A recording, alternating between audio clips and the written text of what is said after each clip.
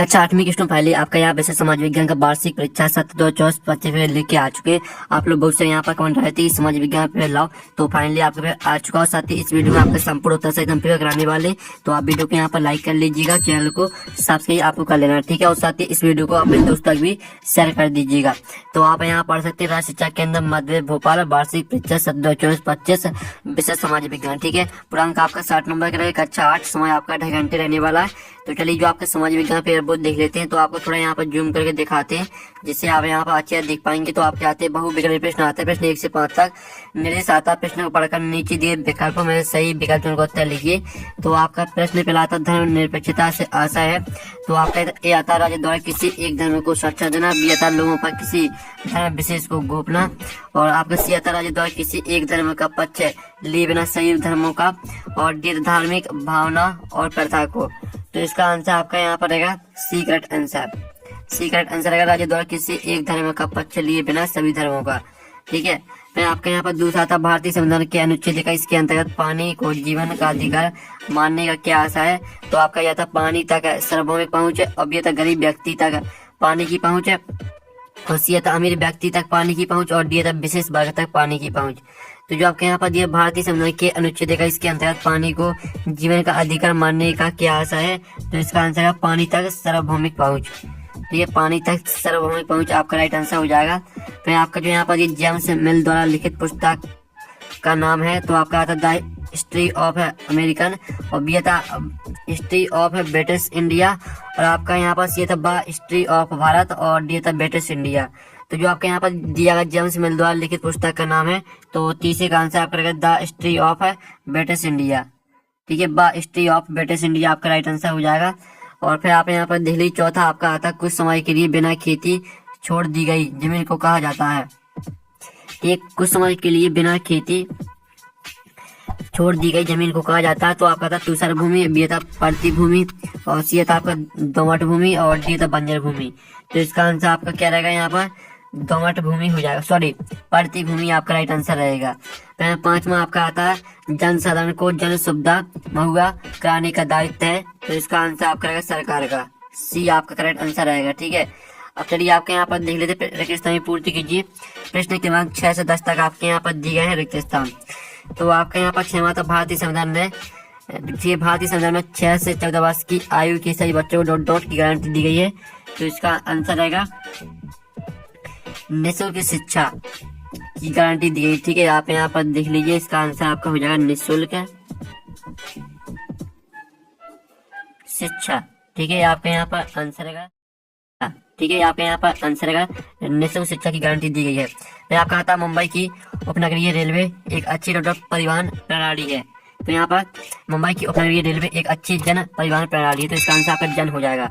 फिर जो आपका आता है झूम खेती में बीज बोने के तरीके को छिड़काव कहा जाता है, ठीक है। इसका आंसर आपका यहाँ पर छिड़काव हो जाएगा। और जो आपके यहाँ पर दिया गया है ब्रिटिश शासन काल में प्रथम गवर्नर जनरल डॉट डॉट थे। तो ब्रिटिश शासन काल में प्रथम गवर्नर जनरल आपके, ठीक है, वॉरेन हेस्टिंग्स थे, ठीक है। इसका आंसर आपका क्या रहेगा, इसका आंसर आपका यहाँ पर वॉरेन हेस्टिंग्स से हो जाएगा, ठीक है। आप यहाँ पर देख लीजिए वॉरेन हेस्टिंग्स आपका यहाँ पर राइट आंसर रहने वाला है, ठीक है। और जो आपका यहाँ पर दिया गया है 10वां मौलिक अधिकारों को भारतीय संविधान की डॉट भी कहा जाता है।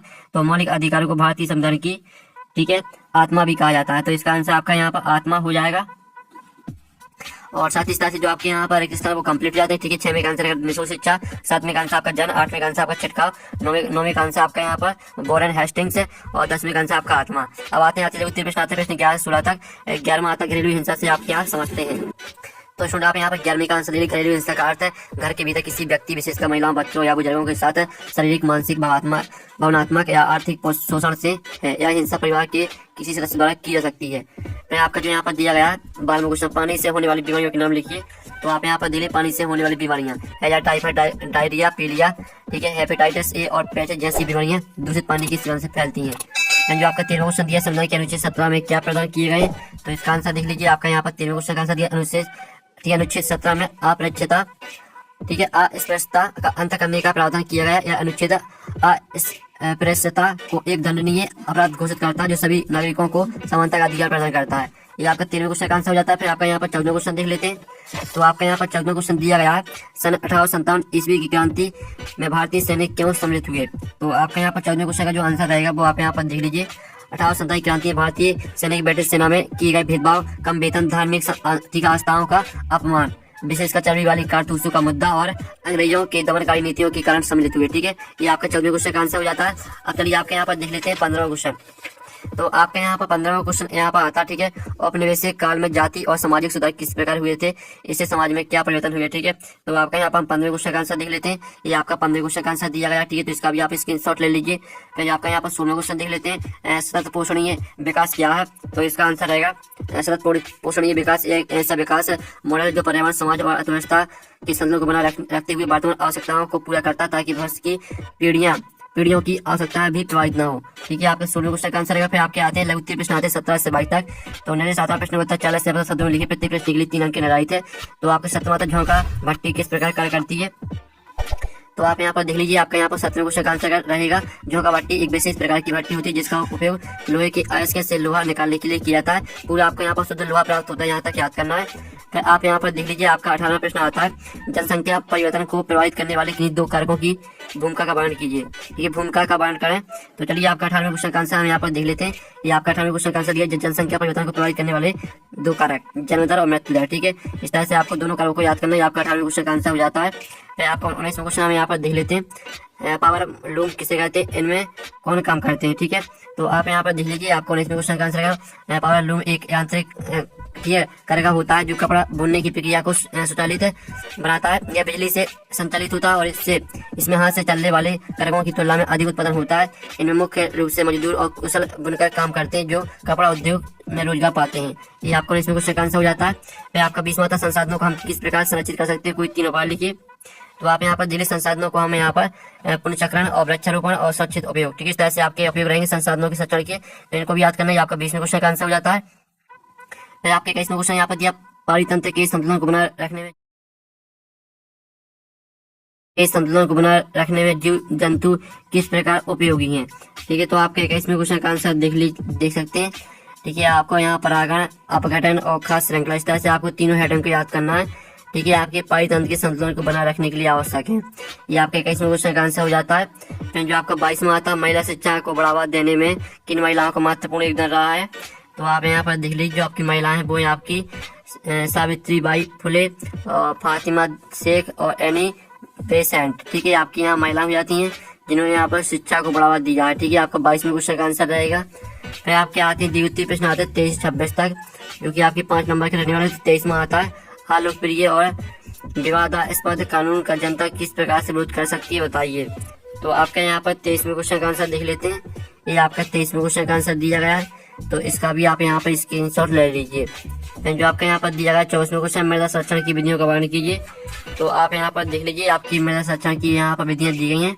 मृदा संरक्षण का उद्देश्य मिट्टी के कटाव और उर्वरता की हानि को रोकना है। इसके कुछ प्रमुख उपाय निम्नलिखित है, वृक्षारोपण और ठीक है सीढ़ीदार खेती, कृषि फल चक्र और कंदूर खेती, कार्बनिक खाद का उपयोग। ठीक है, आपका 24वें क्वेश्चन का आंसर हो जाता है। फिर जो आपका 25वां क्वेश्चन है, निर्वाह कृषि कितने तरीकों से की जाती है, किन्हीं 2 तरीकों का वर्णन कीजिए।